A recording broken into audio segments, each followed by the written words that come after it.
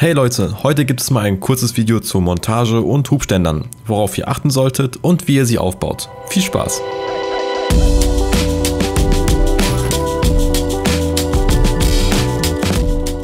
Fangen wir mit dem Montageständer an und bauen ihn erstmal zusammen.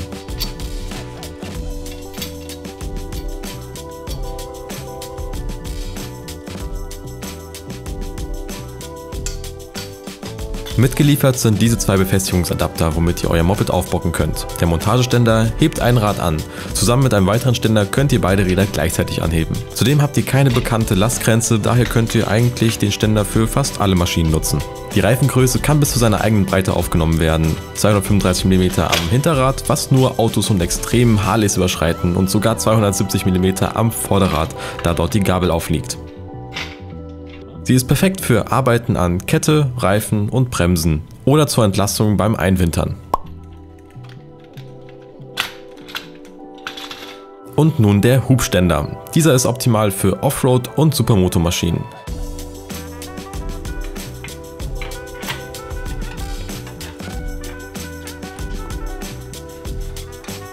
Sie hat eine große Auflage, die für Stabilität sorgt. Die Traglast liegt etwa bei 130 Kilogramm. Der Hubständer ist besonders für Arbeiten am Motor vorteilhaft, aber auch alle anderen Sachen lassen sich damit bewältigen. Solltet ihr so einen Ständer benötigen, dann findet ihr ihn wie immer in der Videobeschreibung. Viel Spaß beim Schrauben!